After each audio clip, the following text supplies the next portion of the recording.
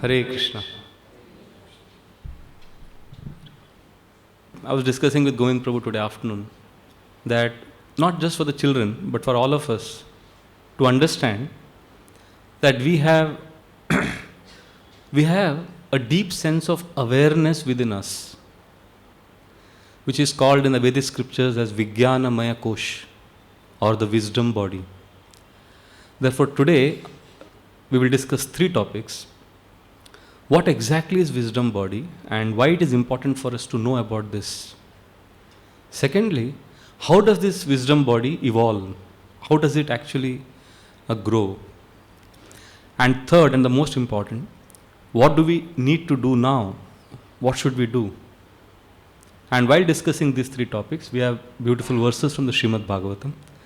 And just by chanting these verses and the pastime that we'll discuss, it will create positive vibrations in the ether and it will help us come closer to Krishna and help us develop our wisdom body, Vijnanamaya Kosh. So we'll begin now. Hare Krishna. So how many of you have read Journey Home? I think it's a wrong question. How many of you have not read? Everybody has read Journey Home. So you'll see there is an amazing pattern that's consistently happening in the life of this young boy, Richard Slavin, His Holiness Radhana Swami Maharaj. He is guided by a force beyond his own mind and intelligence. And as a small toddler, as a small child, when he would be lying on the bed, he would pray to God. He didn't have any idea about God. But he was trying to access a force which was beyond him. So what we say Paramatma, and many people give different terms, conscience and wisdom body. But essentially we are talking about our evolution of our Vijnanamaya Kosh, which is a sheath or a covering on the soul. And it's important that we connect to this. Most of us, we live in the space of Annamaya Kosh or Pranamaya Kosh or Manomaya Kosh. What we mean by this is, for example, if some of us are living in the space of undeveloped Annamaya Kosh, which is the covering of food, body, muscles, what we see, gross body, then we are only thinking of pleasure, we are only thinking of food. But there are some people who evolve, they also rise higher, they understand that there is energy, there is flow of prana within the body. And there are some who live only on the level of mind, intelligence and ego, constantly analyzing people, judging others, feeling bad, feeling happy, going through mood swings. They are in Manomaya Kosh. Very few want to know what is the goal of life. And very few want to understand a deeper sense of purpose in life. They want to know who is God, what is my relationship with Him. It is beyond intellect. See, there is one thing to know that I am not the body and I am the soul. It is another thing to actually connect to Krishna. So this is called as wisdom body, a deep sense of awareness. I don't know if I've experienced sometimes, you know this is it. It's the moment of epiphany, the aha moment. In Krishna consciousness, some of us have got attracted by some philosophical point at some point of time and we knew this is it. Or deity worship, or dhams, or Bhagavatam. There is something which convinces us somewhere deep within that this is it, this is me. A deep sense of identity, a deep sense of feeling that this is actually my calling. So there are many seekers like His Holiness Radhana Swami Maharaj in Journey Home who have embarked on this journey. We as ISKCON devotees, we have got the gift of Krishna consciousness. But now we need to embark on a journey within and understand our relationship with Krishna. And why it's important to understand Vijnanamaya Kosh, understand our own wisdom body is because we are constantly living in the world of mind, intelligence and ego. Intelligence that is polluted. And we try to overcome all our anarthas through intelligence, which is unfortunate because ego is subtler than intelligence. How can intelligence conquer a more subtler element? We can't do it. With our intelligence, we cannot transcend our material existence. We need to access an intelligence beyond us. We need to access a divine intelligence. We need to access some source which is not of this material world. And this is what every tradition talks about as wisdom books, wisdom literature, God, scriptures. If you see most of the self-help gurus, the greatest motivational speakers who speak substance, you will see I did some research. And when I explored and I went to see what exactly, from where are they getting all this? What is their inspiration? Those who speak substance, they are somewhere connected to some tradition. It is not simply superficial. Like there was one man, Don Miguel Ruiz, Mexican neurosurgeon. He was very fascinated by his grandmother and mother would speak some traditional things. But he was not interested because he was a neurosurgeon, he was a scientist, scientific minded. But one day he met with an almost fatal accident. And then he got shaken completely. He went to his grandmother and mother and studied the Toltec tradition. Toltec is the traditional Mexican tradition. And then the wisdom he got. And he wrote a book called Four Agreements. For the last 20 years it is a bestseller. A simple man. But he understood there is some, and it is 3,000 years old tradition. One of the greatest management gurus is Wayne Dyer. And I was finding out, he never talks about his Indian roots, but he is actually guided by one guru from Maharashtra. One simple Babaji living in one village in Maharashtra. He has been reading his teachings, which has translated into English. And somewhere remotely in some interview he mentioned, and I caught it. Most of them have some deep religious background. I think one of the most successful motivational person was Louis Hay. And if you see her books, she doesn't mention, but she was influenced by Maharishi Mahesh Yogi, some Vedanta thought. So the point I'm trying to make is that there is wisdom beyond us.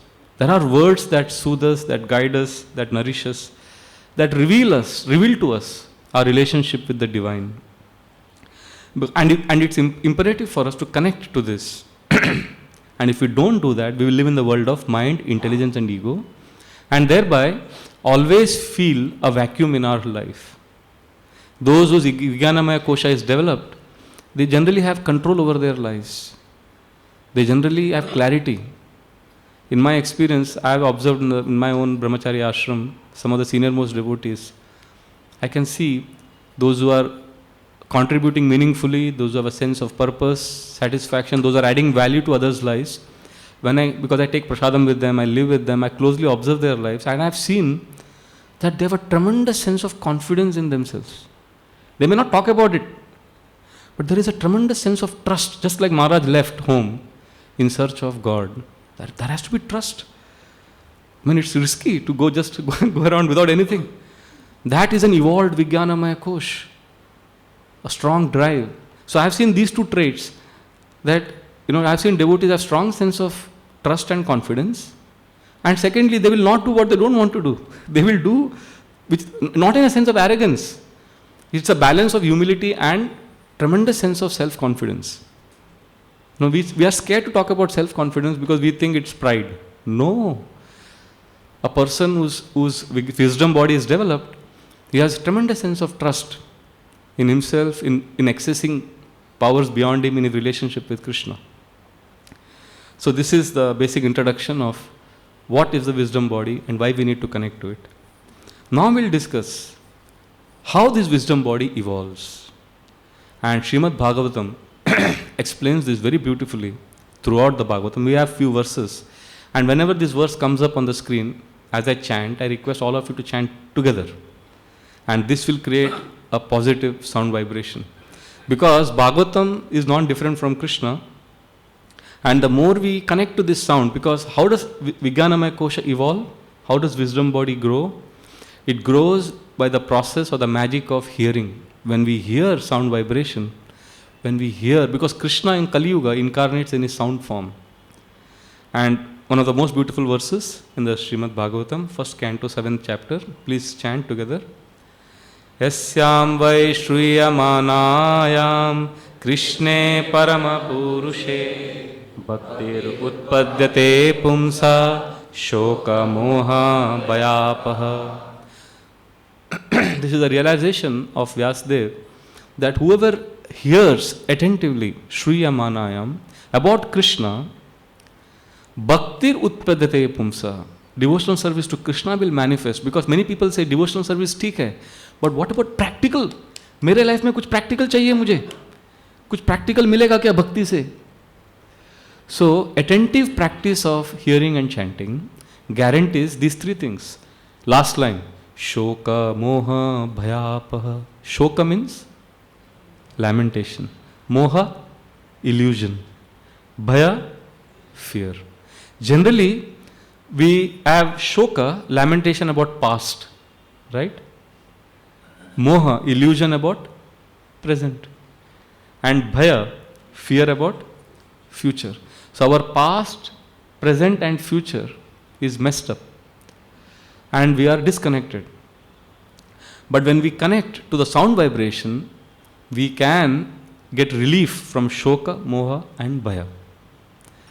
And I have seen many times devotees say, no, Prabhu, it theek hai, relationship with Krishna, relief from suffering. But I do go through suffering. This is a very abstract concept. Love for Krishna, freedom from suffering. This is very abstract. And that's why devotees and everyone in this world generally, we want specific things. Prabhu, give us some 3 techniques, 4 points, an acronym. And it's important. I'm not denying, I'm not discounting the importance of that. But there are certain abstract concepts that we need to connect to.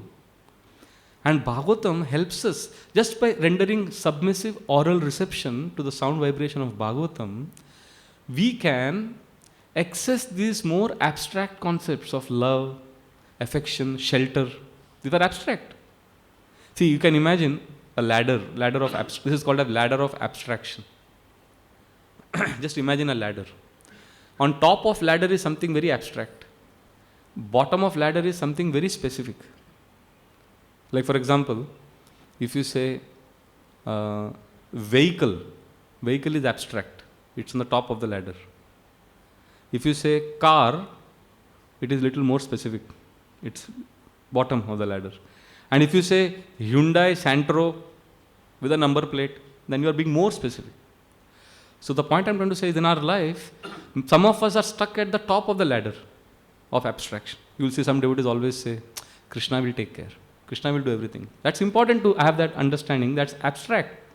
And there are some who say, these are the 3 things we need to do. These are the 4 things we need to do. Specific. So sometimes they are stuck in the bottom of the ladder. Sometimes they are stuck on the top of the ladder. But a mature person has the sensitivity and intelligence to keep going up and down the ladder. During my travels, I went to one house. I and Gaur Gopal Prabhu, we go to UK. So there when Prasadam, so one Mataji and Prabhuji were there. So this Mataji was saying that her husband was a brahmachari for some 10-15 years and then he got married to her and then now they have children. So she was saying that Prabhuji, I got a very different, she was telling us that I understood how brahmachari ashram is because my husband, because 15 years he was in the ashram and he was a manager there. And he was only used to getting things done. So as she was saying, I could understand that her husband was at the bottom of the ladder of abstraction. So she said that when we started seeing each other before marriage, so whenever you would meet me, you would tell me, okay, so today we have to talk 3 things. Today we have to do these 4 things. So she would say, but why not just be? Why do you have to do? We are human beings, we are not human doing. Always doing specific things. So as she was saying, and then she said, Prabhuji, it took me 2 years to repair him. So then I was telling Prabhu Gaur Gopal Prabhu that he was stuck at the bottom of the ladder of abstraction. There's another family we met, and that Mataji was saying, Prabhuji, my husband, Prabhuji was always, whenever he was also a brahmachari for some years. And then when they got married, and for anything, specific things needs to be done, he would say, Krishna will take care. Why worry? Krishna is there. Let us take shelter. So he was stuck at the top. So many times what happens is, we are stuck either at the top or the bottom. Srimad Bhagavatam helps us keep going up and down. That's why Srila Prabhupada was a genius. If you see, Srila Prabhupada gave us specific practices, right? 4 regulative principles, 16 rounds. At the same time, Srila Prabhupada also said, we should call out to Krishna like a child helplessly calls out. We need to take shelter of Krishna. So we need to also explore these abstract concepts, and that's when our Vijnanamaya Kosha, our wisdom body, evolves. And if you see, there are many examples of personalities in the Srimad Bhagavatam. We have the classic case of Rukmini, who simply by hearing about Krishna, she developed unflinching love and attraction for Krishna. Shrutva gunan bhuvana sundara shunvatam te nirvishya karna vivarai haratonga tapam rupam drisham drishamatam akhilartha labham tvayachyuta vishata chittam apatrapam me. She is saying, Shrutva. This is a love letter she has written to Krishna. Brahmin messenger comes to Dwarka and gives this love letter. And the first sentence she says, Shrutva Gunan. I have just heard about you, Krishna. And because of hearing about you, whenever subject matters of you enters the ear holes, Haratonga Tapam, all the anxieties go away from the heart. And I have been visualizing, I have been understanding your form, beautiful form. That is the pinnacle of all achievements, success. And that has led me to become, the last sentence, Tvai achyuta vishati chittam apatrapam me. I have become shameless. Because she is thinking, Krishna may think, what sort of girl is this? She is writing a love letter, directly proposing to me. So she is telling Krishna, Krishna, you are responsible for this. You are so attractive. And simply by hearing about you, I have become shameless.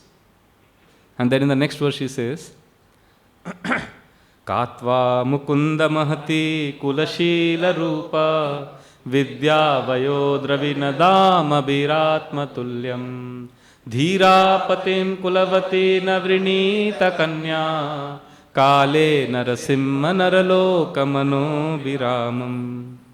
She is saying, you are Mukunda. So she is glorifying Krishna in different ways. You are the one who gives liberation. And, I can't think of anybody who is better than you in terms of lineage, kula, shila, rupa, character, beauty, knowledge, vidya, wealth. So she is glorifying Krishna's different qualities. And then she is saying, you are dhira. You are the most sober personality. And it is not the fault of any woman who falls in love with you. Na vrinita kanya. And now then she is thinking, oh, Krishna may think I am just simply flattering Krishna. Krishna may think, oh, she is simply flattering me because she wants me to somehow marry him. And then after I marry her, she will control me like any other wife will control the husband. So Rukmini is thinking that Krishna may think like this. Therefore, in the last line she says, Kale narasimha naralo kamano viramam. I cannot control you. You are Kala, you are Narasimha, you are supremely powerful. So she is glorifying Krishna like this. So she is not the only example. We have the Brahmana Patnis who heard about Krishna constantly. And then their love blossomed. When everybody stopped them, they ran towards Krishna. Chaturvidam bahugunam annamadaya bhajane abhishashru priyam sarva samudram ivadim. Just like rivers rush to the ocean, these Brahmana wives ran towards Krishna. Nobody could stop them. Nishidhyamana patibir Bratbir bandubir suter Bhagavati uttama shloke Dirga shruta dhritashaya. Dirga shruta dhritashaya. They have been consistently hearing about Krishna. And that's because of that, when obstacles and challenges came, nothing could stop them. They ran towards Krishna. This is the story of most of the personalities in Bhagavatam. Like Narada was a young boy in his past life, son of a maid servant. And he was Uchishtalepan Unumodito Dvijay Sakrismas Bunjay Tadapasta Kilbishay. He just got Mahaprasad of great devotees who came to the village. He was hearing, he was assisting his mother who was serving the great devotees. Tatranvaham Krishna Katha Pragayatam Anugrahena Shrunavam Manohara Tashuddayame Nupadam Vishranvata Priyashavas Angamama Bhavadruchi. Tatranvam. Every day, Krishna Katha he was hearing. Sometimes devotees express, Prabhu, it's not possible to hear. We have so many responsibilities. I understand. We all understand. But we can always hear one We can read one verse or one page or at least one sentence. We can begin with mini habits. Something very stupid, small step, that which we just cannot fail to do. And eventually we'll realize that taste will encourage us to read more. But somehow we have to begin somewhere. And Narada did that. He was hearing, and then what happened? A test came in his life. One day in the night, his mother suddenly died. Ekada nirgatam geha duhantim nishigam pati sarpo dashat padas prushtha kripana kalachodita. She went to milk the cow, and suddenly a snake bit her and she died. And this young little boy Narada, he was helpless. He was all alone. He had no other shelter except his mother. But because of his attachment to hearing and service, Krishna guided him from within to take the right action. What happened? Tada tadahamishasya bhaktanam sham abhipsata anugraham manyamanam pratishtam dishamuttaram. Sorry, this is another verse. But pratishtam dishamuttaram. Narada, he actually began his journey. He was not affected. So like this, Bhagavatam tells us many examples of devotees who were connected to Krishna, who took shelter of this process of hearing, and they were guided. All of us, I'm sure we all have gone through, either we've already gone through or we will go through situations where we have to trust ourselves, we have to take decisions which the world may not approve. And at that time, our relationship with Krishna, the way we have invested, that will come to fruit, that will come to passing. So therefore, hearing is our most important activity, which helps us develop our wisdom body. Our Prabhupada disciple Rukmini Mataji, she was giving a class recently in Chowpatty. She was saying we have 2 ears and 1 mouth. Why? That means we have to talk less and hear more. And the ears are always open. Mouth supposed to be open only when we are talking or eating prasadam. Other times it's supposed to be closed. And if you see, even when we are sleeping, we keep an alarm because we know that the sense of ear is what will help us wake up. It's the most powerful of all senses. So therefore, Bhagavatam helps us. When we submissively hear Bhagavatam, everything will happen gradually. Satam prasangam mama virya samvido bhavantirit karna rasayana kata tajoshanada shwapavarga vartmani shraddha ratir bhaktir anukramishyati. Lord Kapila Dev says, Shraddha, Rati, Bhakti, everything will come. Just we need to take shelter of the process of hearing in the association. Actually, in the 13th chapter of Gita I was reading recently, Srila Prabhupada actually writes an amazing statement in the purport. One can worship, I like to read the sentence as it is. Simple, few words. One can worship Krishna simply by hearing. What a statement. One can worship Krishna simply by hearing. And we are so lucky, we have so many lectures on ISKCON Desire Tree. It's an ocean where you can get lost. One Srila Prabhupada was giving a class in Vrindavan, and he said, where are devotees? And one devotee said, Prabhupada, they have gone for darshan of deities. So Srila Prabhupada said, if they don't hear, what will they see? What will they understand? So this is what we are doing right now, what we do every day morning, is an amazing process that helps us connect to Krishna. And during tests, whether it was the Brahmana Patnis, whether it was Narada, whether it was Rukmini, or whether it is you and me, we will be inspired and will be protected to take the right action. Anandandavan Prabhu, all of us know, he can one and only Anandandavan Prabhu's questions. So on 25th anniversary of Radha Gopinath Temple, Radhanath Swami Maharaj, we had a 2-day festival, 2013. So Saturday was a class he gave, a marathon long class, and Sunday was festival, Brahmotsav. So during that class, I remember Anandandavan Prabhu was right in the front, and after the class, Maharaj said, any questions? And he had this uncanny ability to ask the question which was there in the minds of maybe many devotees, but nobody would dare to ask, and he asked it.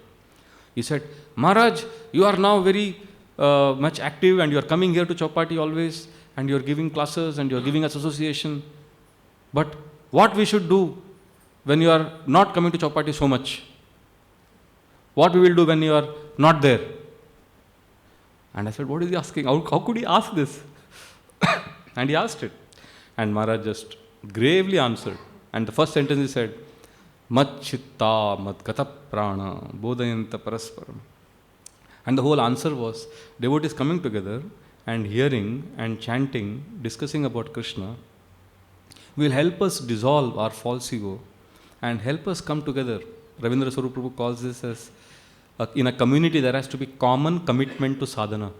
He calls this as common commitment to sadhana. We are committed. That's how Chowpatty community grew. If you see, there was a common commitment to sadhana. Everybody knew Pune Yatra is important. Everybody knew long kirtans are important. So this is Krishna consciousness. This is the essence of our sadhana bhakti. Now, having spoken about what exactly is the wisdom body, why we need to take care of it, and how this body evolves, now we will briefly discuss what we need to do to ensure that we have a healthy spiritual life and we are connected to Krishna always. Now, there are three things from a few episodes from Bhagavatam I collected. One is, we could constantly ask ourselves, and I've heard this from Adana Swami's Maharaj's lectures also. We could ask an honest, sincere question to ourselves. First thing, what do I need to do now to come closer to Krishna? Second, if we honestly ask this question, what do I need to do to come closer to Krishna? What is best for me? If we trust ourselves and ask this question, we will hear a voice. And then second is, we can confirm it with the spiritual authority. We can confirm it with someone whom we trust. And third, enthusiastically and humbly, we follow the process. And this was seen by none other than Vyasdev. Vyasdev, the great author of all the Vedic scriptures, was despondent. He was sad. He was feeling unfulfilled. Sometimes devotees say, Prabhu, I am going through midlife crisis. After 40 years, I am wondering, why was I working in a software company? I should have been a professor. And somebody who's been a teacher all his life, he says, maybe I should have been a software engineer. Maybe I married the wrong person. So there is a midlife crisis people go through. There is confusion. But can you imagine, Vyasdev was despondent. He felt a lack of fulfillment. And he thought, why is it happening? Evam pravritasya sada bhutanam shreyasi dvija sarvatma kenapi yada natushyad. He was not happy. Natushyad dridayamata. And then he asked this question honestly within his own heart and he got the answer. This was an amazing answer that was revealed to him. What was that? Kimva bhagavata dharma na prayena nirupita priya paramahansanam tadeva achyuta priya. Oh, Kimva bhagavata dharma. Oh, I did not glorify Krishna directly. Priya paramahamsanam. This glorification is most dear to all the pure devotees of Krishna. And tadeva achyuta priya. And even to Krishna this is pleasing. And this is what I didn't do. And as he is contemplating, look at this, Krishna sends Narad Muni, his spiritual master. And his spiritual master is so expert. You know, spiritual master can be sarcastic. So very nicely he says, Parasharya Mahabhaga Bhavata Kachidatmana Paritushyati Sharira Atma Manasa Evava. Oh, Parasharya, son of Parashar Muni, indirectly is saying, you are a great soul. Why are you sad? Mahabhaga, you are a great man. Bhavata Kachidatmana, how are you doing? How are you?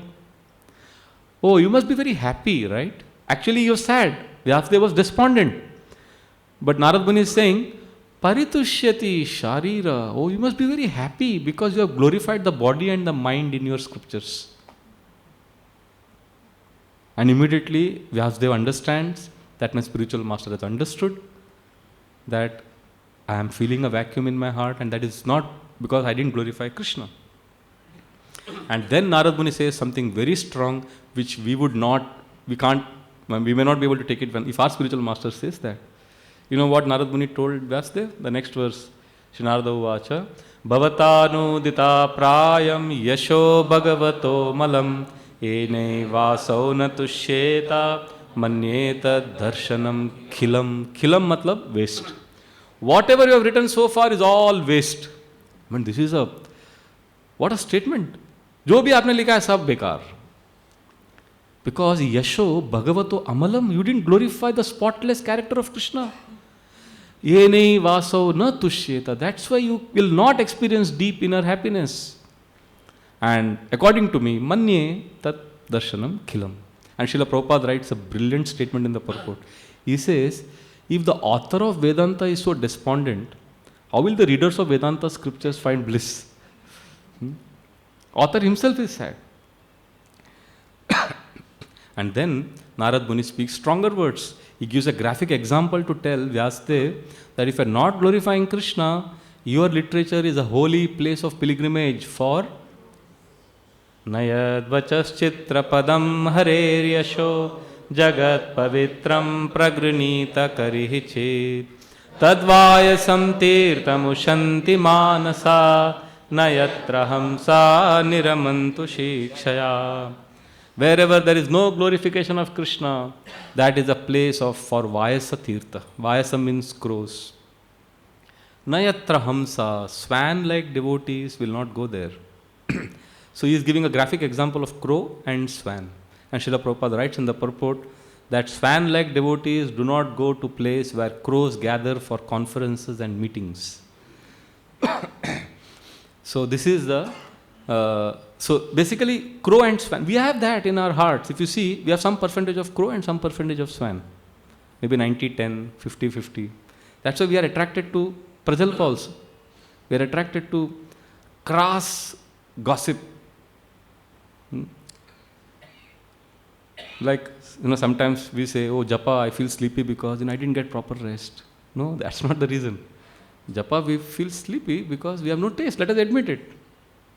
Like if you are chanting Japa and you are falling sleepy, and if somebody comes with a nice cake or somebody latest gossip or scandal, like we don't remember book distribution scores, but we remember which devotee had which problem, what happened. We may know all the gossip. So, like our Bal Govind Prabhu from Pune, he said a very simple, if you do a simple experiment, you will know whether you have taste for holy name or no. He said, if you are feeling sleepy in Japa and you think it is because of lack of rest, just start checking your WhatsApp. And then you will realize all sleep has gone. So the point is we have an inherent lack of taste. Let us admit we are like crows. Let us receive Vyasdev's Narad Muni's chastisement. Let us receive it. Let us not panic, but yes, that's a fact.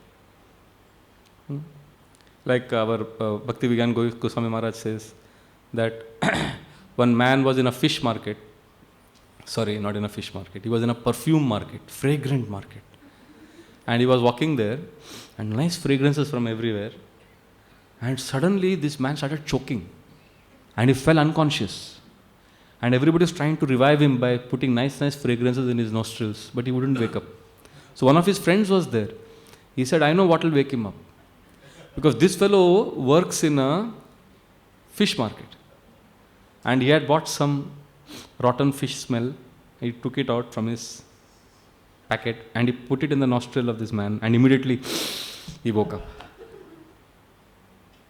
So then Maharaj was saying that, we may have the best perfume, we may have the best Krishna consciousness with us, but we feel sleepy because we have a taste for the rotten stuff. So first is we accept. And because of these subject matters that we relish, we generally live in a space of lower koshas. We generally live in Manomaya Kosh, Pranamaya Kosh, Annamaya Kosh. And therefore, Srimad Bhagavatam challenges us. Come on, rise higher. Come on, get up. Like if you see Shukdev Goswami, he is actually chastising, heavy chastising. So that is to receive. And then he says, Narad Muni tells him that what will happen, my dear Vyasdev, if you don't glorify Krishna? Jugupsitam dharma krite nushashata swabhava raktasya mahan vyatikrama yadvakhyato dharma iti tarastito na manyate tasya nivaranam janam. Jugupsitam. Condemnable. Whatever you have done so far is condemnable because Swabhava Raktasya, by nature, people want to be in the lower energy levels. They don't want to rise higher. They want to be engaged in eating, sleeping, mating, defending only. Now what they will do, yad vakyato dharma iti tarastito. Now because you have glorified lower subject matters in your books, they will use your words and they will promote their own agendas. Na manyate tasya niva, and they will not accept that there is something higher. So you are responsible for it. That is why Srila Prabhupada chastised so many times. Oh, we are like animals, eating, sleeping, mating, defending. Come on, rise from animal life. This is what Srila Prabhupada said.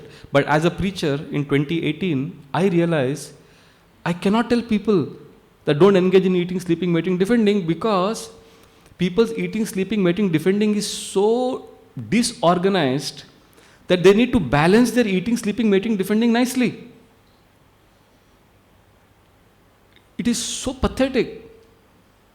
There is no proper eating. When Prabhupada was speaking this, see, the Bhagavatam, when Bhagavatam chastises a devotee to take shelter of Krishna, there is an assumption that a person is already stable in his Varnashram and then is taken up. Now we are living in a distorted space and then we hear Bhagavatam and then we go to the other extreme. We absolve ourselves of responsibilities. I remember I was giving once one class and there was a lot of scientists and I was very nervous what I will speak to them because I am from the arts background and I was very scared of science subjects and all senior scientists were sitting. So I gave up. So I thought the best thing to do is just glorify Krishna. And so in the class I mentioned that our USP is Krishna. We glorify Krishna. So everything is okay, but ours is Krishna. Krishna. The whole class was on Krishna. And then while giving the class, I mentioned in passing that recently one of my friends, Grasta friends, he is going through some difficulty, constipation, health issues. So I suggested some medicines to him and I mentioned the name also. And I said he was so grateful to me. But then I had to remind him, Prabhu, our job is to give you Krishna. Krishna, our main thing is Krishna consciousness. So, and he was very grateful. For this story I mentioned in passing and the whole class was on Krishna consciousness. So after the class, everybody was meeting, I was taking prasadam. So one elderly couple came. They were research scientists, PhD scientists, husband, wife. For 40 years they were in a very senior post. And they said, thank you Prabhuji, very nice class. What is the name of those medicines that you are mentioning in the class? So I said, अरे यही तो मैं बोल रहा था कि ये important नहीं है. So that's when I realized this is a reality. People are struggling. Our lifestyle is very, very artificial. So therefore, we can't simply talk about Bhagavatam and ignore the Annamaya, Pranamaya and Manomaya Kosha of people. At the same time, we can't make people comfortable. We can't just talk about being comfortable in our material situation. So therefore, we need to not panic. We need to take shelter of Bhagavatam and slowly move forward. When Bhagavatam says, give up everything, renounce, we need to understand, we need to hear this, get purified, and allow things to happen organically. Like I remember one Bhagavatam class, one Prabhuji called home, and he told me, Prabhuji, speak strong Bhagavatam. So I said, what do you mean? He said, Prahlad Maharaj prayers or something, So I spoke all those verses where Prahlad Maharaj is condemning household life. Because the idea was just Bhagavatam, just repeat and examples. With no other ulterior motive, I just spoke. And Prabhuji was relishing and family was relishing. But there was one elderly, his mother was there. That Prabhuji's mother was there. And she was sitting back. So she raised her hand and she said, Prabhuji, after hearing your class, I'm feeling hopeless. I said, why? No, Prabhuji, I'm very attached to my grandchildren. So I said, so? No, that means I'll never go back to Godhead. You are saying attachments will not take us back to Godhead. So then I said, but what do you mean you are attached? What do you do with them? She said, I tell them stories. What stories? I tell them Ramayana, Mahabharata. So then she was saying, but Prabhuji, I have no bhakti. I'm only thinking of my grandchildren. So as I heard her, then I told her, Mataji, but your mood is perfect. But don't reduce your attachment to your grandchildren, because if you don't give them what you're giving now, then who will give them that? But you can't say, But that mood is good, that, I am not qualified, I don't have devotion. But that doesn't mean you reduce. Then I told her that I grew up in a village with my grandparents, and if my grandparents had not given me what they gave me, maybe I would not have been sane, I would have gone crazy. So that affection, that love, what you can give is unique. So then she understood that point. But what I'm trying to say is, sometimes when we hear strong statements in the Bhagavatam, we panic and we think, oh, I have to give up everything. No, renunciation is organic. Most of us, we may have taken an impulsive decision. Like, for example, if you see sunset is organic, sunrise is organic. It's not that at midnight, 12 o'clock, if you want light, you can just switch on the light. Light comes up. But nature doesn't give light like that. You see how light appears in nature. There is harmony, there is balance, there is beauty, there is grace. How does seasons change? In the month of May, last week, you will see clouds start forming, and you get a feeling that very soon rains are going to come. It builds up. How does the body age? Overnight, suddenly you don't become old. So it's organic. We evolve. So we can't fasten the process. But at the same time, we need to hear Srimad Bhagavatam, especially these instructions of Narad Muni and Shukdev Goswami, and become humble. Because he chastises. He says, Nidraya riyate naktam vevayena chavavaya divachartahaya rajan kutumba bharanena va. Just night life you are having sex, daytime you are earning money, your life is a waste. Shobhit vara ustra khare samstuta purusha pashu, you are a camel, dog, ass. Well, he is actually giving gali. You're a dog, you are a camel. So like that, so we hear, but at the same time, it's not simply abstract. We can make it specific also. Like, we have a group of few friends. We have one culture which we practice, which is very healthy. Like, we once 4 or 5 of us, we went to one place. We had to go for a yatra. We had gone earlier to make some arrangements. And it started raining heavily. So we sat in the room, we couldn't go out. So we had Prabhupada's lecture, and we had a speaker. We played Prabhupada's lecture. And it was a 45 minutes class. So after the class, so we said, okay, now we have heard Prabhupada's class. We got nourished.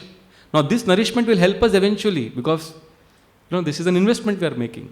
But this shelter we took is abstract. But let us make it specific. How? I said we can do 3 exercises. First, let us recall the whole class. And immediately the 3 of them said, Prabhu, I don't remember anything. I didn't make notes. I said, Prabhu, just trust me. You just start, whatever you remember, you say, and we will all prompt each other and see what will happen. And believe it or not, we didn't have confidence in the beginning, but when we started sharing, Arey, Prabhupada said this, and somebody remembered something else. And the whole class we could collectively recall.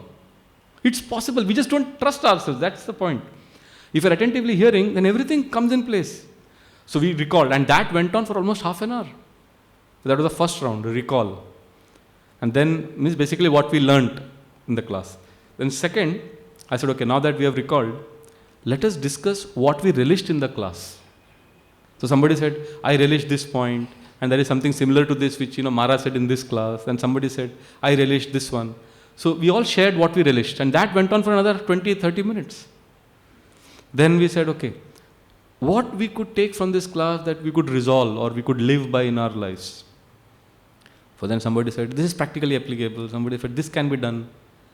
So like this went on for another 10-15 minutes. So what we did 3 rounds. What we remembered or what we learned from the class, what we relished or what we liked in the class, and what we could resolve to do. We may not do it immediately, but at least we have a desire to do something, resolve, or what we want to live by. So this way we can also get abstract concepts into specific practices. So this is the way studying Bhagavatam can help us climb up the ladder of abstraction and also come down. So like this we could practice. And the most important, as we discussed, is enthusiasm. The three things we need to do, I said. First is deeply ask oneself, like Vyasadeva asked, what I need to do, what is the cause, and we will hear an answer. Confirm it with spiritual authorities. And third is with enthusiasm and humility, we practice the process of hearing. Whether it is Parikshit Maharaj, on his last stages we heard from Govind Prabhu on the first day, Or Chitraketu Maharaj when he was in great pain, or King Rahuguna hearing from Jadavarat, or Arjuna hearing the Bhagavad Gita. It's all important, it's most important that we take shelter of the process of hearing with great enthusiasm. Because when we hear Srimad Bhagavatam attentively, you know what is happening right now? The first canto of Bhagavatam says something very fascinating. That when we are hearing Bhagavatam like this, we have so many guests, so many devotees who have come. There is one very special guest who has come to this class. We may not be able to see him, but he's sitting right here. And that Bhagavatam reveals, I don't know if you have that verse, next one. Yeah. No, actually, uske next dekho. Yeah, uske pehla wala. Yes. So we can chant this verse. Kshudrayusham rnamanga martyanamritamicchatam yo pahuto bhagavan mrityushamitra karmani. So wherever there is Bhagavatam class, who comes there? Yo pahuto bhagavan mrityu. Yamaraj comes to the class, and Yamaraj is sitting, and he is so happy. Havantu loke piyeta hari lilamritam vacha. He is so happy. There is a Krishna Katha going on. There is Bhagavatam class going on. I want to go and attend. So Yamaraj comes and he sits in the class and says, Yamaraj is here, we are safe. Because Yamaraj has noticed us. And later on when our file goes to him, he will say, oh, I know him. He was there in that class. He was sleeping in the class, but he's a nice fellow. Basically we can attract Yamaraj's attention in one of the two ways. Either by committing sinful activities or by attending Bhagavatam classes. So what happens because of Yamaraj's presence in our lives and he notices us, you'll see that devotees become fearless. Like there are many examples. Like in the same chapter explains, Na sammu moru bhayad. Parikshit Maharaj transcended all fear because he had taken shelter of Bhagavatam. And then also Syat sambramo antakalepi smaratam tat padambujam. The Bhagavatam says that there was no misconception, no confusion at the time of death because he had taken shelter of Bhagavatam right from the early childhood. So our enthusiasm now will help us at the time of death. And it gives us fearlessness also. Like Srila Prabhupada was translating Bhagavatam in San Francisco. They were at... it was a very interesting pastime. It's there in the Lilamrita. That one night, you would get up at 10:30, you would get up at 1 o'clock, 12:31, and you would start translating. Around 2 o'clock early in the morning, there was a knock on the door. Srila Prabhupada is absorbed in translating Bhagavatam. And at 2 in the morning, early morning, when the whole world is sleeping, there is a knock on the door and Prabhupada opens his flat and he sees a young girl, maybe 20ish, and scantily dressed, and with eyes big, she's just staring at Srila Prabhupada. And Srila Prabhupada said, yes, what do you want? She's not saying a word. Prabhupada said, yes, what do you want? Why do you disturb me at this unearthly hour? What is it? Tell me. So she said, hoo, la la la la la la. So she started raising her hands and she started going eccentric. So Prabhupada was taken aback. So Prabhupada went inside, and as he went in and he tried to close the door, she came inside. So when she came in, Srila Prabhupada realized he's a sannyasi, he's alone in this flat, and this girl has come in. So instinctively Prabhupada came out of the flat. So when Prabhupada came out of the flat, this girl also came out. And she pulled the door, and that was a self-locking door, and Prabhupada didn't have the key. So now Prabhupada and this girl are locked outside the house. So Srila Prabhupada said, what have you done? I don't have a key, and where will we go now? But then Srila Prabhupada started walking, and he said, where is Mukunda staying? Where is Sam? He was trying to recall where are the different boys. But then he remembered Mukunda was staying somewhere, and he took whole 1 hour of, and this girl is just with Prabhupada. And finally he recognized Mukunda, and Mugi knocked on Mukunda's door, and Mukunda was shocked to see Prabhupada and this girl. And Prabhupada explained what happened, and Mukunda turned to this girl and said, don't you understand, you're disturbing an elderly Swami? What is this crazy thing you're doing? And she said, oh, you are a young boy, you won't understand. So then he had fortunately a spare key, so he gave it to Srila Prabhupada. Srila Prabhupada went, and Mukunda and this girl, and then Prabhupada went in, and Mukunda took that girl away. And Srila Prabhupada, after this 1.5 hours of intense experience, What does he do? He goes back to his table and he continues his translation as if nothing has happened. Think about it. It's not easy. And then, as usual, he came down at 6:30 for the class. He sat, and devotees would come in the morning for class. And that girl was also there. And she was sitting right in the front. She was a little sober. She was sitting in the class. And after Radha Madhav, Prabhupada began the class, and Prabhupada just looked at her. Oh, you are here? Ooh, la la la la. Prabhupada started joking. He was completely unaffected. I mean, what courage, what confidence. Srila Prabhupada said, I'm not afraid, I'm from Calcutta.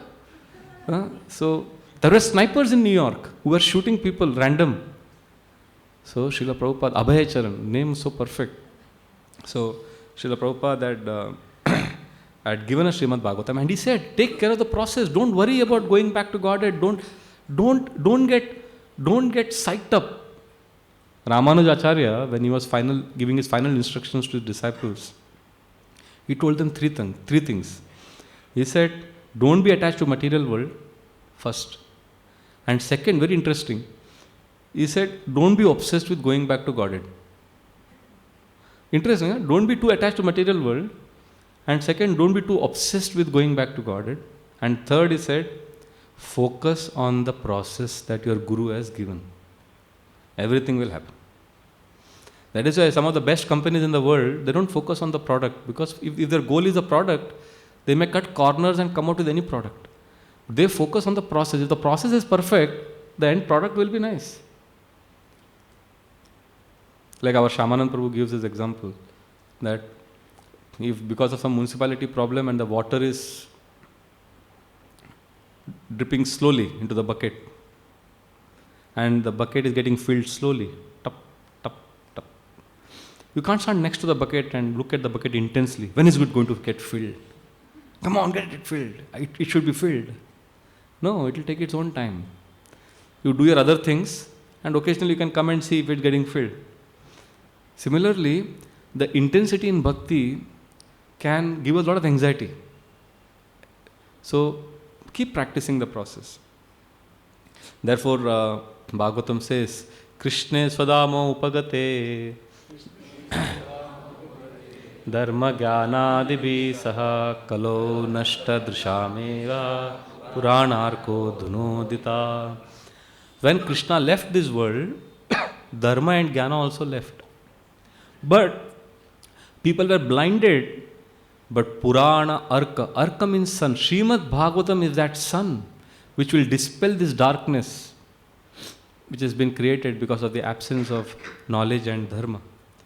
And therefore, with very, very happily, enthusiastically, we can accept the process and move forward. Because Kali Yuga, Parikshit Maharaj was not, Sutta Goswami says, Parikshit Maharaj was totally non-envious of Kali.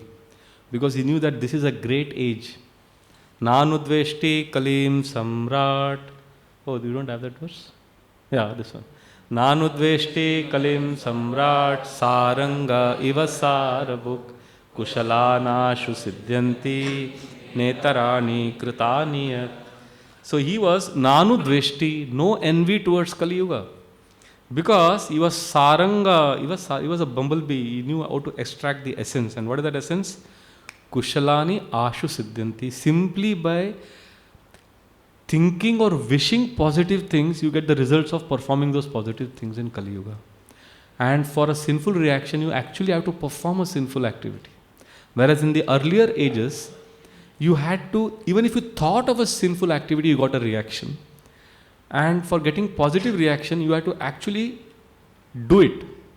That means if you pass kindness and love and forgiveness to someone, or if you say in your heart that let him flourish, let him get this, so you get all the benefits of actually doing it.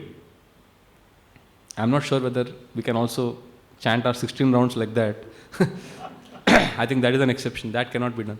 But everything else, good things, even just by thinking about it, we get the benefit. So this is a great boon in Kali Yuga. And if you see Srimad Bhagavatam has many examples of people who are positive. Lord Shiva went through such an embarrassment. The Mohini Murti pastime, but he was so positive. He glorified Lord Vishnu. Brahmaji went through embarrassment. Everybody went through challenges, suffering. Anga was so sad that his son was so demoniac. And later on, he gets a realization. He said, I'm so lucky that I have a demoniac son. But Anga was frustrated that his son was demoniac. Everybody went through problems. See, Bhagavatam gives such contrast. Anga wanted a saintly son, but he got a demoniac son. Hiranyakashipu wanted a demoniac son, but he got a saintly son. How they would have loved to exchange, But that's the way material world is made. And Chitraketu had no child. He had 1 crore wives. He was Karodpati, but he didn't have a child. So and Anga was so frustrated. But all these examples teach us that material world is not designed to fulfill our fanciful desires. Therefore, we need to take shelter of Srimad Bhagavatam. And now I would like to briefly discuss one very, very sweet pastime which teaches us how we can be enthusiastic. This is from the Srimad Bhagavatam, first canto. How we can be enthusiastic in our practices of bhakti, especially in the process of hearing. Actually, do you know something very interesting? Bhagavatam would have been over right in the beginning. In the 18th chapter itself, Bhagavatam would have got over in the first canto. Because Shaunaka Rishi had asked 6 questions and Sutta Goswami answered them. And after answering all the questions, Sutta Goswami said, yes, now I have answered all your questions. The class is over. Granthara Srimad Bhagavatam ki jai. So there's a nice verse. Upavarnitam, you have that verse? Yeah. Upavarnitam etadva punyam parikshitam maya Vasudeva katopetam akyanam yad apricchata. Upavarnitam, I have described everything you have asked. Now, the class is over. No, the Shaunakadi rishis are shocked. They don't want the class to be over. They want to hear more. So, how they present their enthusiasm and their eagerness to hear is a very fascinating discussion. Very humbly, how they approach Sutta Goswami and request him to speak more. Actually, we are told class is over. Many of us, we will say no problem, actually good. Actually, I have seen in temple sometimes, somebody gives a long class and the speaker says, any questions? I have seen nervous faces. We look at each other, I hope nobody raises the hand. And then if somebody raises the hand, then suddenly, why did you ask? His Holiness Radhana Swami Maharaj was saying once that he was in New Vrindavan and he gave a Bhagavatam class. And he has this, very sweet style of asking, shall I continue? So he gave a long class and America is different from India. So in the middle of the class he said, so shall I continue? And there was one next Gurukuli and he was sitting right in the front. He said, no! Maharaj doesn't get this response in India. But Maharaj is also super smart. Maharaj smiled at him and said, whatever you say, I will continue.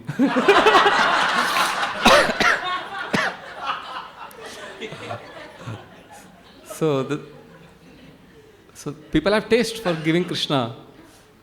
But in Kali Yuga, the patience is going down. We want small videos, short classes. I once went with Radha Gopinath Prabhu. He is also an amazing person. When he gets absorbed in Krishna Katha, he transcends all the time. Once he gave a Sunday Bhagavatam class on Rukmini Krishna pastime. And he was so absorbed. It went on till 10:30. Generally the class ends at 10. And the next week was Sunday feast class. And his Sunday feast class. And he spoke the same thing. He was so much ecstasy. He was so relishing it so much. And I was with him once in Russia, in Urolova ashram. And he was supposed to give a seminar to it's a Brahmachari ashram only. From 3 p.m. we started and it was supposed to be over at 5. So as soon as it became 5, and I was sitting in the audience, this is because of my anarthas. As soon as it became 5, I was looking at the watch. 3 to 5, but he was going on and nobody objected. And 5:30 I became restless. Arey, Prabhuji ko pata hai ki nahi? And then suddenly, somehow Prabhuji realized, oh, I have gone above time. And then he said, oh, it is 5:30. What time I am supposed to end? And my mind was saying now. But those brahmacharis there in Urolova, immediately they said, Prabhu, 9 o'clock. I just couldn't believe it. Are you sure 9? Because their temple closes at 9. So that is why they wanted to go on till 9. So there are some people like this. They love to hear. But Suta Goswami has finished the class. He has spoken. He has answered the questions of Shaunakadi rishis. But now, rishis want, the rishis who have assembled, they want to hear more. So how they present is very nice. Rishaya uchuhu suta jiva sama saumya shashvatir vishadam yasha yastvam shamsasi krishnasya nam amritam hina. They are first saying, may your glories, O Suta Goswami, spread everywhere. You are amazing person. You are giving us Krishna. And Martyanam, those who are dying, for them this Krishna Katha is like nectar. So it means they are so hearing with so much joy that they are feeling that they are getting nectar. And they are disappointed that the class is over. And now they want to request him to speak more, but the etiquette is first they want to glorify, they want to appreciate. Then they will request him to speak more. So next verse, they appreciate. Karmannasmin anashvase dhuma dhumamrutam bhavan apayati govinda pada padma savam madhu. They explain that, my dear Suta Goswami, before you came to our lives, we had assembled here for 1,000-year yajna, and we were only doing yajna, homa, and what did we gain from this yajna? Dhuma dhuma amritam bhavan. Smoke and more smoke and more smoke. Our yajna gave us only smoke. But you came, and in this first 17 chapters, apayati govinda pada padma savam madhu, you gave us the nectar of lotus feet of Krishna. You have given us Krishna. Srila Prabhupada says many times that as devotees we need to remember that our process is either our practice of the process of bhakti is either we are cooking with smoke or we are cooking with fire. If we are inattentive, we are cooking with smoke. If we are attentive, we are cooking with fire. And Srila Prabhupada said, so you can cook with smoke for 300 years and nothing will come. So similarly, if you are inattentive, then you will get nothing. So then, so basically, if you see what the sages are doing is a very important principle they are following. They are expressing gratitude for what they have already got. Before asking for more, but आपने दे दिया ना, उसके लिए बहुत, we didn't deserve this also. This is a very important aspect of Vaishnava culture. What I got, I am very grateful, but I am greedy, thoda chahiye aur. But what you have given, we are grateful. Like I remember Govind Prabhu was saying once, that when we, this is many years ago, earlier every day morning Mangalarti was fixed. So I think Sunday Shamanand Prabhu was doing Arti, Monday Govind Prabhu, Tuesday Gaurang Prabhu. So it was fixed for years. They were only doing Mangalarti. And Sridhama Prabhu was doing on Friday, Dwarkadash Prabhu on Thursday. So in one CSV meeting they decided that why only they should do. You know, other devotees also should get chance and we should rotate every 2 months like that. So they made a system like that. So then, now how do we tell the seniors? So Govind Prabhu immediately said, no, they will be very happy. And this is exactly what happened. Whenever these devotees were told, immediate response, thank you Prabhu. For so many years we got a chance, we didn't deserve this. We are very grateful we got. No issues, very very happy. इतना साल दिया ना हमको. But बीच में भी आगे देते रहना बीच में. Because that attachment is there to the Lord. But completely grateful.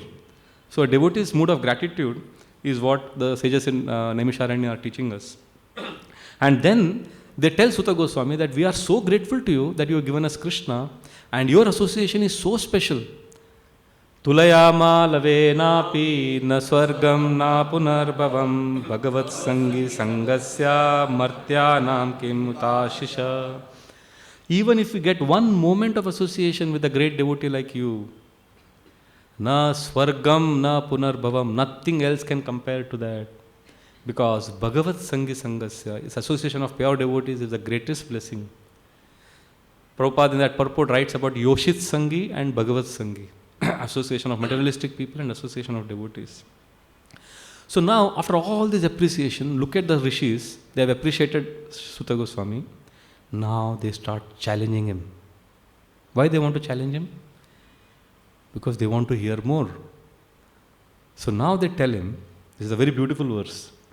Ko naam tripyed rasavet kathayam mahatamekanta parayanasya nantam gunanam gunasya jagmur yogeshwaraye bhavapadma mukhya.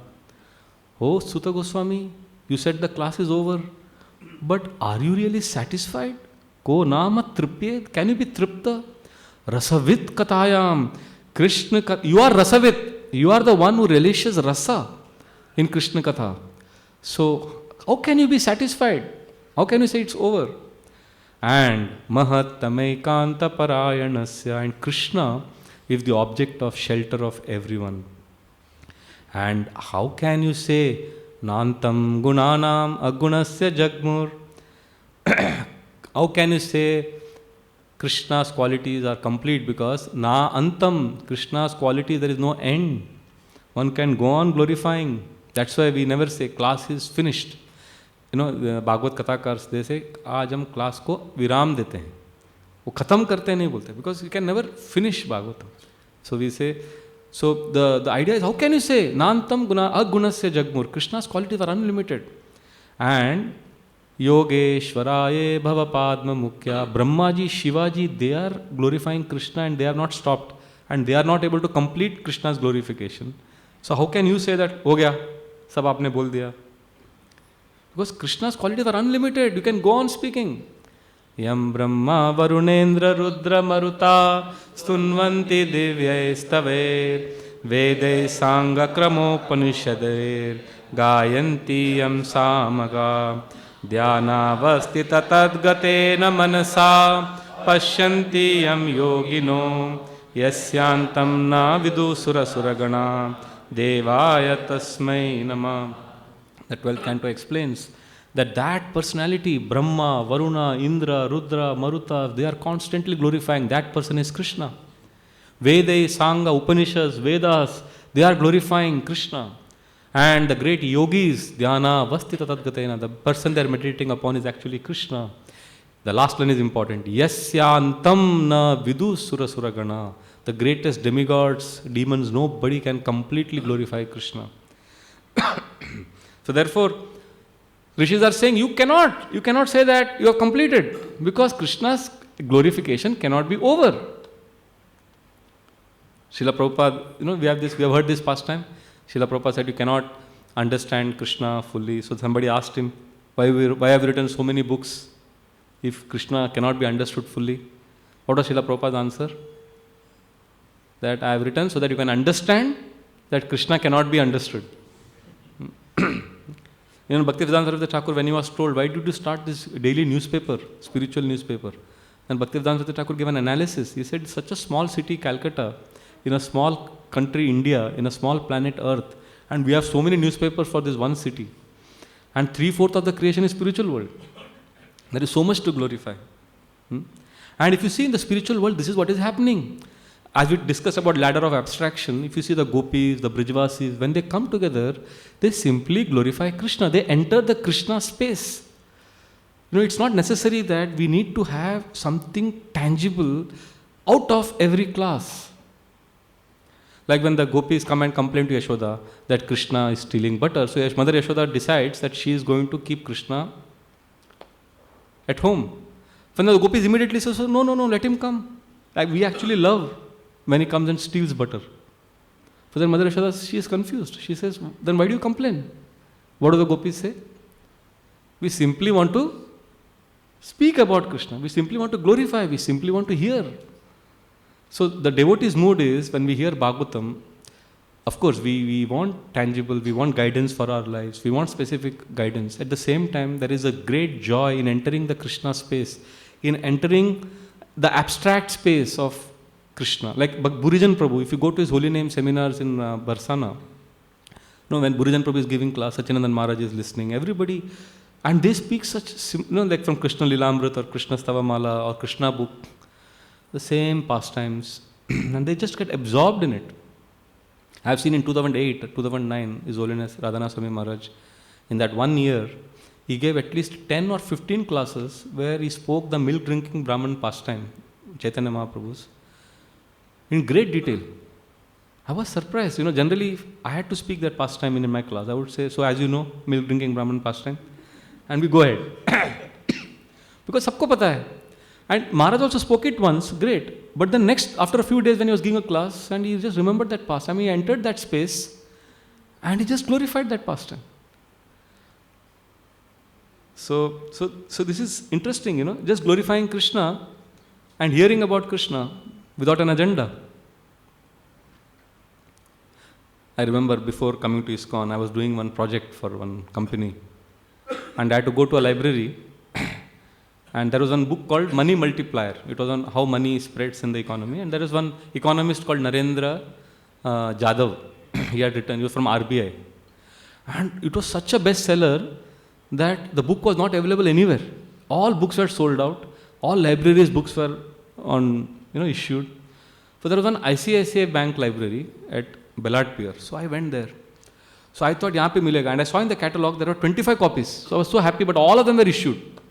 So I got so frightened out. I went to the librarian and I said, and the librarian was sitting next to another lady. So I said, you should keep at least some books in the reference section. And immediately, nobody had told me that. And she's saying, oh, which book? Oh, that Money Multiplier. It's a horrible book. I was shocked. And that lady next to her, she started giggling. They were little elderly ladies. I said, what do you know about the book? You're a librarian. What do you know? Then we started discussing. He said, oh, these are very basic stuff. I said, no, this book, whatever I knew, I spoke about. And then back and forth, she was just criticizing the book. And I was glorifying the book. And at one point of time, I thought, this lady is useless. What is she saying? Illogical. So then I got up. I said, I don't want to discuss more. And then immediately both of the ladies, they said, oh sir, don't feel bad. And then this other lady is telling me, while this librarian started blushing, this other lady said, who is she? She is the wife of Narendra Jadhav. I was like, wow. And she was enjoying the whole discussion and she was criticizing him. But she was enjoying because I was defending. That is the rasa she was experiencing. So in Vrindavan, this is the way it is. Everybody's criticism of Krishna is also its glorification. Vikritu kaman kilagopa kanya murari padar pita chitta vritti dadyadikam moha vashadavochat govinda damodara madhaveti. So Vikritu kaman. So this gopi has come with curd, butter, milk, and she wants to tell people, please take this milk. But how is she coming? Murari padar pita chitta vritti. Our mind is fixed on Murari, Krishna. So instead of saying, Dadyadikam moha vashadavocha, she wanted to say, please take dahi, please take milk. She ended up saying, Govinda damodara madhaveti. So this is happening in Vrindavan all the time. So they are in the Krishna space. As soon as they get up, Uttaya gopyo pararatra bhoge smritva yashoda sutabala kelim gayanti procher dadimantayantyo govinda damodara madhaveti. So as soon as the gopis get up in the morning, first thing they do is they remember Krishna. And as they churn the butter, they only sing Govinda, Damodara and Madhava. So this is what advanced devotees do. They give us specific guidance based on their study of Bhagavatam, but at the same time they want us to enter this abstract space of Krishna, experiencing Krishna's shelter, Krishna's love. Once Sanat Kumar Prabhu was telling me that when he was coming new to temple, he was very fascinated by Maharaj. And during that time, Maharaj got malaria. This was the first time Maharaj got malaria, and hopefully the last time ever. So he got malaria, and he was having very high fever. So now, sometimes when you have very high fever, you get delirious. And when you are in delirium, you don't know what you are saying. You blabber something, and you may say incoherently different things. So Maharaj, because of that very high fever, he was also delirious. But Sanat Kumar Prabhu was saying that he was so fascinated because in that state of delirium, Maharaj is lying down and he spoke the whole Krishna pastimes of killing demons. Basically, this is a state of when you are not conscious. This is apparently you are it's a lower state, right, of awareness, because you are a very high fever. So most of us would blabber something nonsense, But Sanat Kumar was fascinated because that's what is there inside that comes out at such times. So this is the state of the pure devotees. And Shukdev Goswami repeatedly reminds us what is our level. That you are tasting, Vayasam Tirtham. So we need to connect to both. Once with Shyamanand Prabhu, I was in Hanging Garden. Now this is a very gross example. I'm sorry for disturbing your sensibilities, but you need to hear this. I was sitting on a bench with him. We had walked 6 rounds of Hanging Garden. We were tired. And as we sat there, one man, he came close to us and he was having heavy cold and cough and he spat mucus right in front of us. And this was long back, before the Clean India campaign. So he just spat and he walked away. And it was so disgusting, both of us. And we looked at that mucus, thick, yellow. And then as we got disgusted, the crow landed there, right next to that mucus. And the crow started looking at both of us. And then he started looking at the mucus, that spit. And looking at us, looking at the spit. And Shyamanand Prabhu started talking to the crow. He said, go ahead, no competition, we are not your competitors. And Shyamanand Prabhu said, the crow is thinking, we are competing with the crow. So the crow was not confident, he thought we are the rivals. Finally, after some time, the crow got convinced that we are not interested in that spit. And the crow came closer with its beak, it touched. Then it got more confidence and then it relished it. And I was disgusted. Shyamanand Prabhu, see it properly. I said, ah. And then Shyamanand Prabhu said, see, just like you are feeling disgusted, we are feeling sorry for the crow. That's exactly what pure devotees feel for us. Because we are also relishing the spit, the mucus. Srila Prabhupada says, remnants of sensuous remnants of sensual topics. Prabhupada writes in the first canto purport. So we are attached to that. So when we hear these words, it purifies our heart. And somewhere a desire awakens that I want to relish Krishna Katha. And this is what the sages are telling Sutta Goswami, that how can you say you are finished? You have to go on and on and on. And after glorifying Sutta Goswami, that you are Rasavit, how can you say you are finished? Then they start explaining their own qualification. This is very beautiful. They say, see, we are also qualified. We also want to tell you something about ourselves. Tanno bhavanvai bhagavat pradano mahatamaikanta parayanasya harerudaram charitam vishuddham shushrushatam no vitanotu vidvan. Now he is saying, you are Bhagavat Pradhan. Bhagavat Pradhan means you can give Krishna. And if you see in the earlier verse, Mahatamaikanta Parayanasya, this second line was used for Krishna. Krishna is the object of shelter. Here the devotees, Sonaka Rishis are saying that you are the worthy shelter of devotees. Hare Rudaram Charitam Vishuddham. Krishna's pastimes are Vishuddha, extremely pure. And do you know who we are? Shushru Shatamno Vitanotu Vidvan. We are extremely eager to hear. And Srila Prabhupada writes a beautiful purport on these two words. The first line, Bhagavat Pradhan, and the last line, Shushru Shatam. He said the speaker has to be Bhagavat Pradhan. He has to have a strong desire to give Krishna. And the audience has to be Shushru Shatam, eager to receive Krishna. So then Srila Prabhupada says, if the man is potent and the wife is fertile, then their combination will give birth to a child. So if the speaker is potent and the audience is sincere, then in that Sangha, Krishna is born. Therefore, we need to connect to Krishna.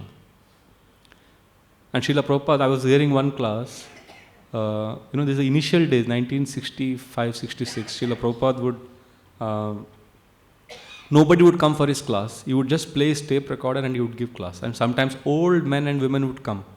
And in one class, Srila Prabhupada says, so, do you know Vrindavan?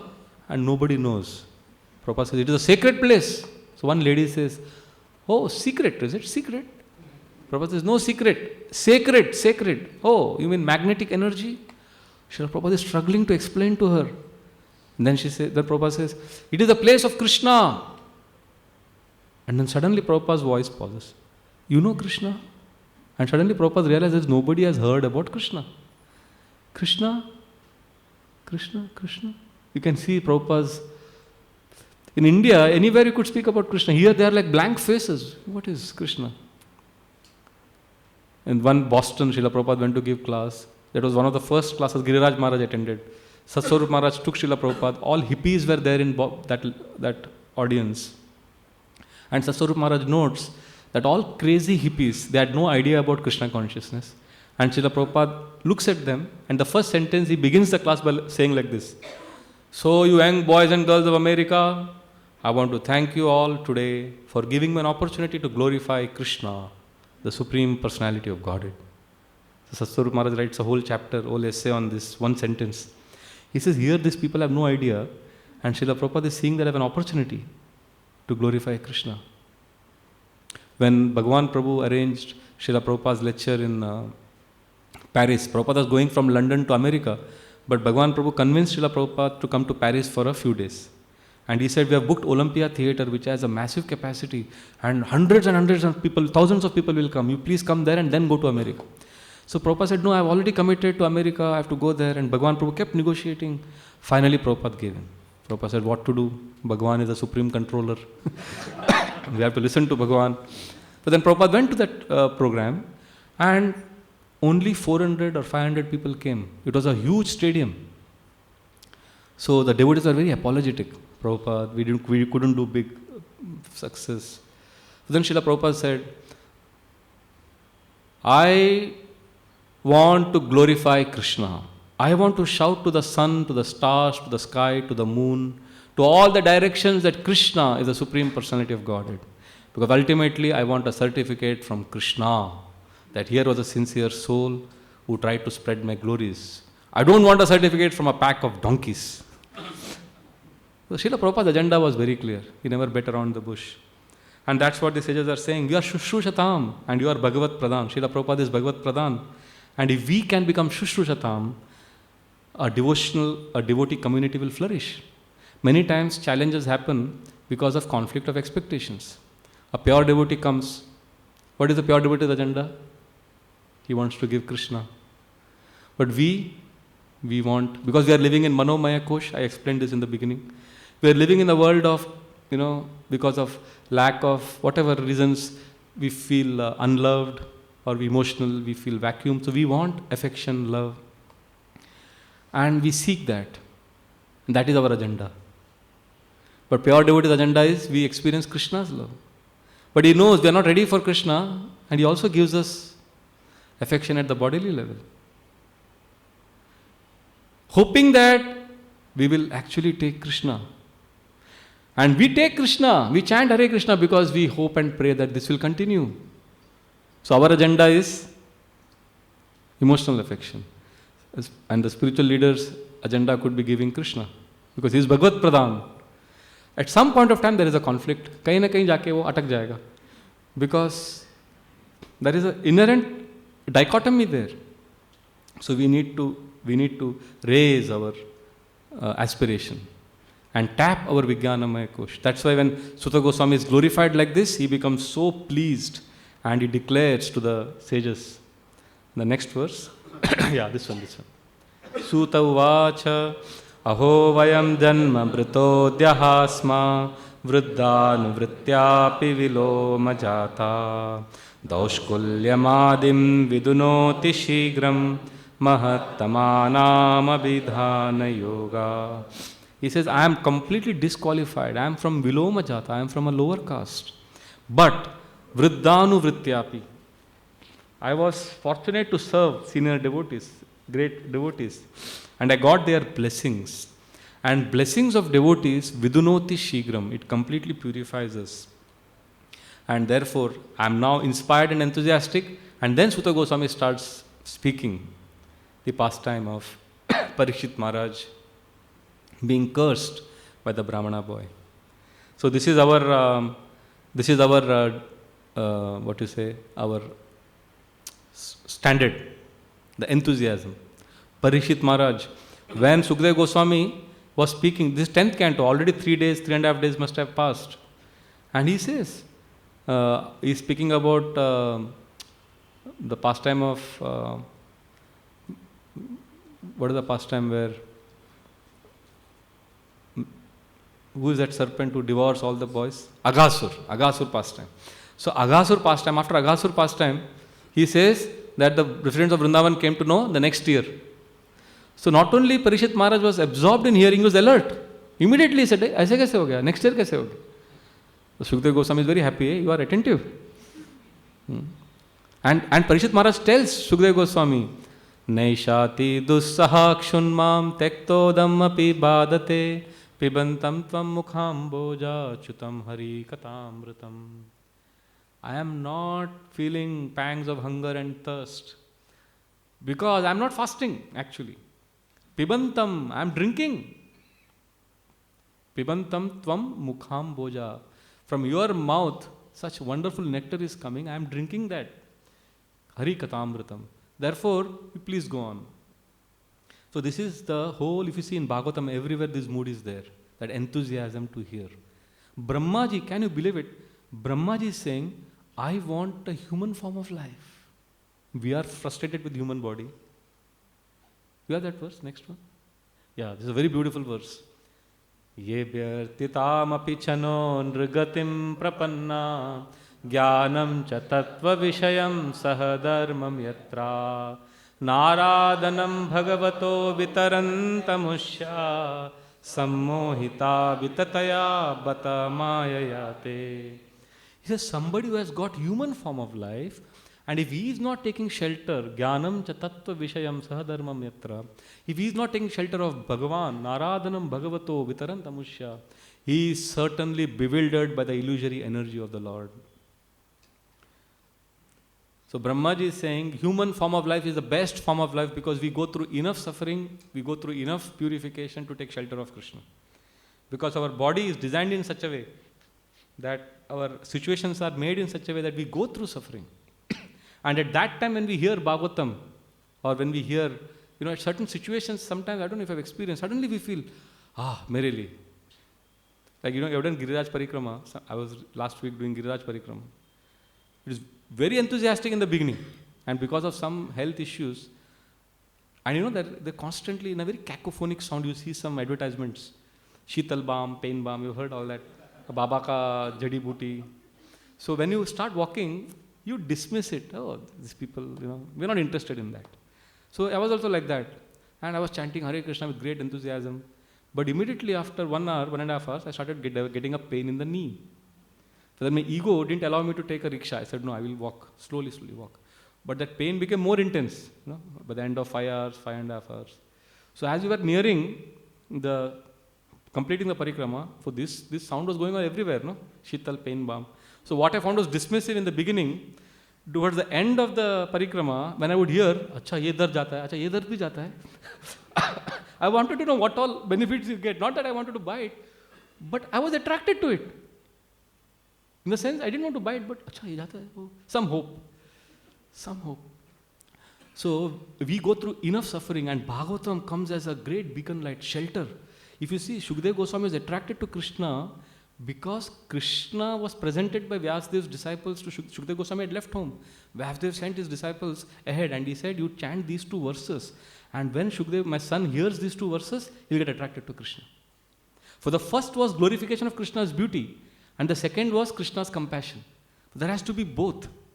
So first when Shukdev Goswami went, what are the verses they chanted? No, you don't have that verse? This one. Baraha pidam natavara vapu karnayo karnikaram bibradvasa kanaka kapisam vaijayanti chamalam randran venu radara sudaya parayan gopa vrinder vrindaranyam sapadaramanam pravishad gita kirti. So when Shukdev Goswami heard this verse, he was fascinated. He said, who is this Krishna? Baraha, Pidam, beautiful peacock feather. He has got beautiful lily flowers in his ears. And he has got dazzling yellow garments on his body, Vaijayanti, Mala. And he's playing his flute with so much, it's enchanting. So as he was hearing the description of Krishna entering Vrindavan, Shukdev Goswami was totally attracted to Krishna. But what actually made him completely attached to Krishna was the next verse which he heard.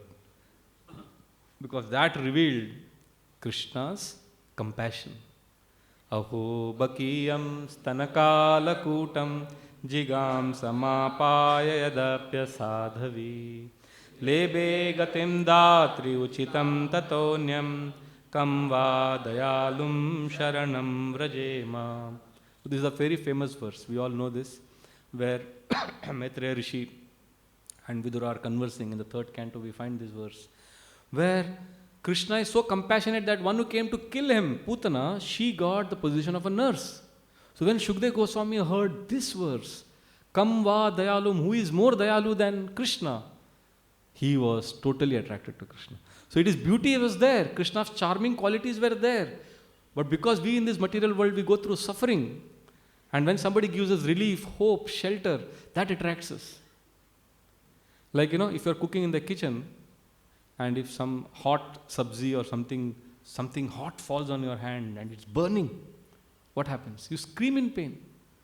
And if at that time some beautiful person comes when you are in pain, will we be attracted? We may say, yes, he is beautiful, she is beautiful, but I'm in pain. But if that beautiful person comes with a Bernol, with some medicine, then, you are beautiful and thank you.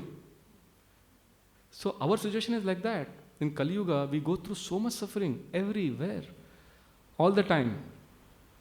And at that time, we have Krishna, who comes as an ocean of mercy. And he comes and gives us relief from our suffering. So therefore, we need to take shelter of the process. And now, Srimad Bhagavatam, there are many verses actually, but I'm happy that we could discuss a few examples. There is one more very nice verse, where Maitreya tells Vidura about hearing about Krishna. You'll have to go back.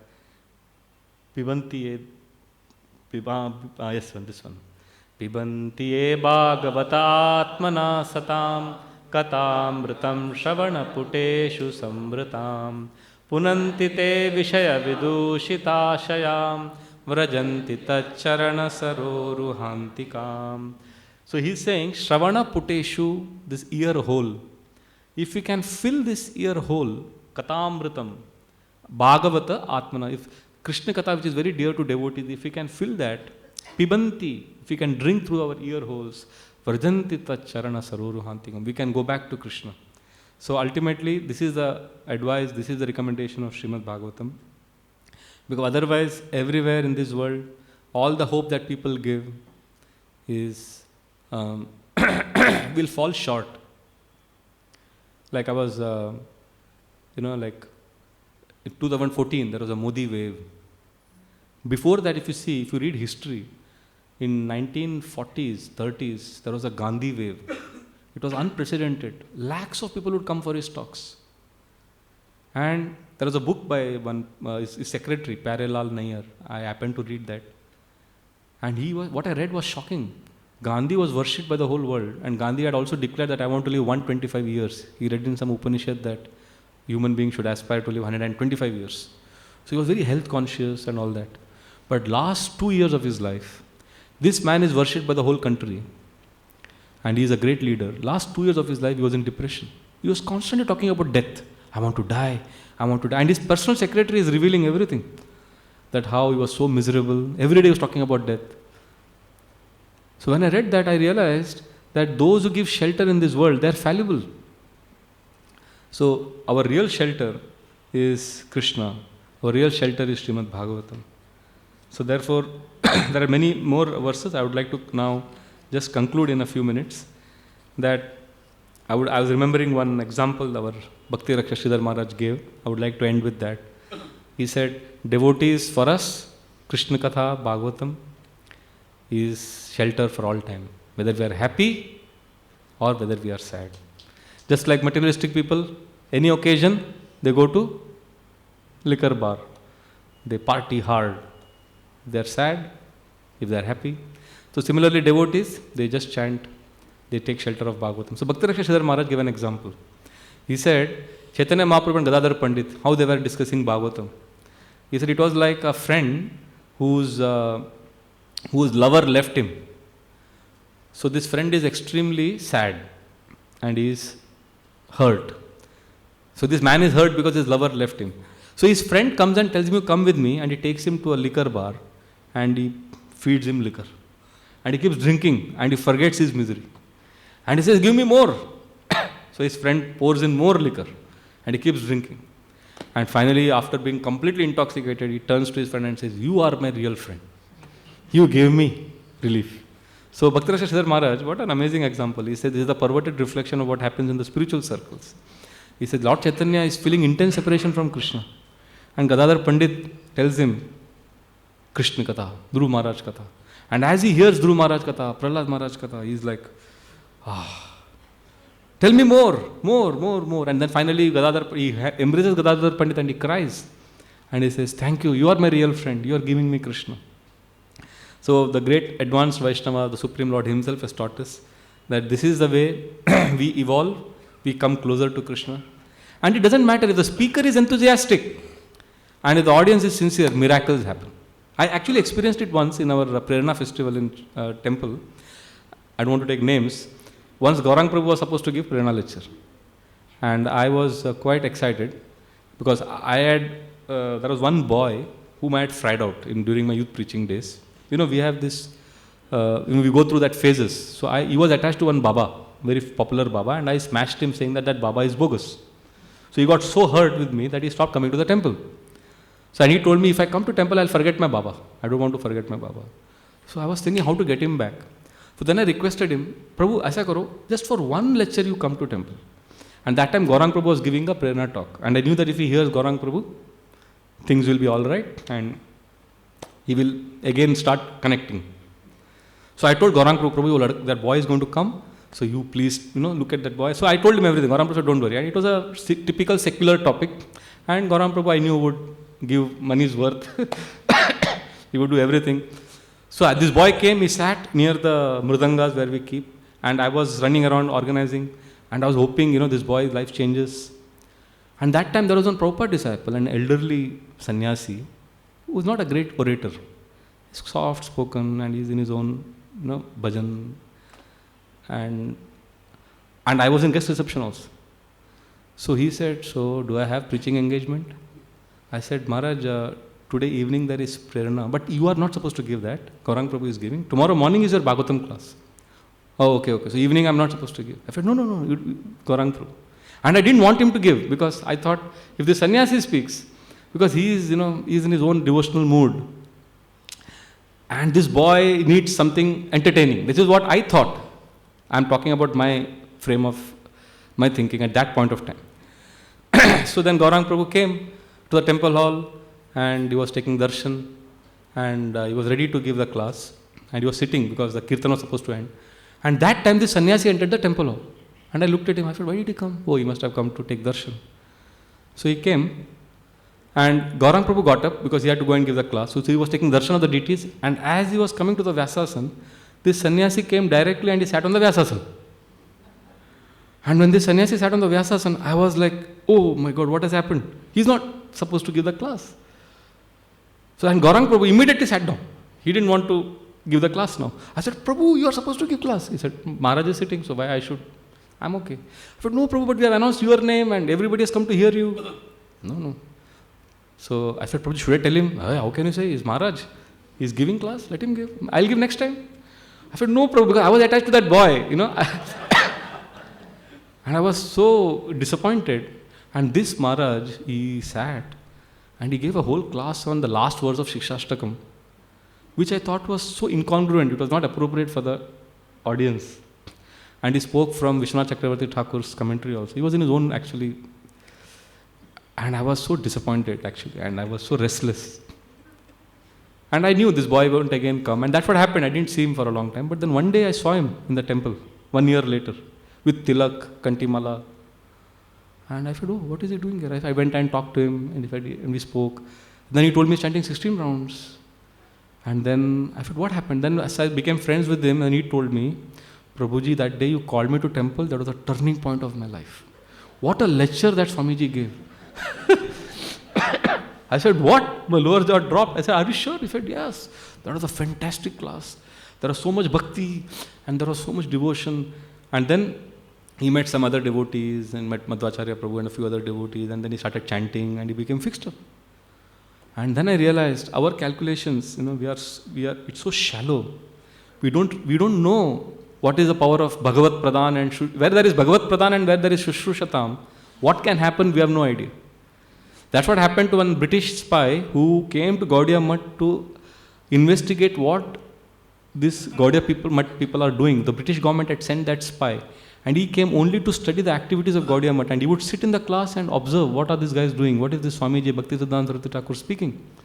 And he sat in those classes, and by observing and staying for a few days, he got so attached and he joined the temple. And he went on to become Bhakti Pradeep Tirth Swami Maharaj, one of the most towering personalities of Gaudiya Math. He came as a spy to find out the faults of this organization. But he heard attentively. It was Shushrushatam. And Bhaktivedanta Saraswati Thakur is Bhagavat Pradhan. And if you see Srila Prabhupada, this is what he has come to give, his books. In all humility, Srila Prabhupada accepted and confessed that these books are dictated by Krishna. He said that. And once in Vrindavan, Srila Prabhupada was doing translation in the afternoon. In the summer, there is this loo from the Rajputana desert that comes, and it can kill people. And Prabhupada was translating in the terrace, and he was so absorbed in the translation. Upendra Prabhu was a servant. He was shocked. He thought that Srila Prabhupada's health would get spoiled and he may be in danger. And he came and told Prabhupada. And Prabhupada just looked at him and continued translating. He's totally indifferent to the impending crisis.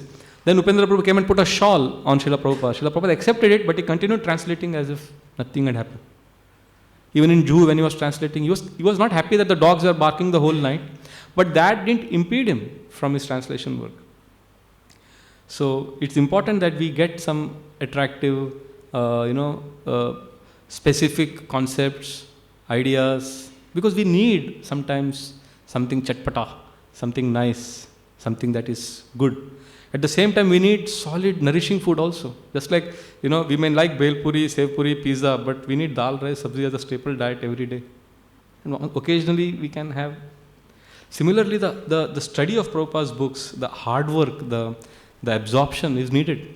Shrinvata Shuddhaya Nityam Grinatascha Svacheshtitam Kalena Nati Dirgena Bhagavan Vishate Hridi. So, Shukdev Goswami is telling Parikshit Maharaj in the second canto, Grinatascha Svacheshtitam. We have to work hard to receive Krishna. And Kalena Nati Dirgena, very soon, Bhagavan Vishate Hridi. Krishna will manifest in the heart. So Shukdev Goswami is assuring us. It's an abstract concept, again I'm coming back to it, but it will happen. Krishna will reveal himself. Like Shyamanand Prabhu's favorite example, I love it. He said when we were children, I think many of us must have experienced, when we were not devotees and we would go to these social gatherings or weddings, they would have pan. So Shyamanand Prabhu says, this pan, if you see, it is green color. And inside they have gulkand, that is brownish. And then there is lime, which is white. But when you eat it, your lips become red. Oh, red kidhar bhi nahi tha. How did your lips become red?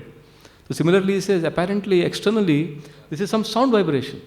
Somebody is saying some shloka, somebody is singing something. It has got nothing to do with Krishna, apparently.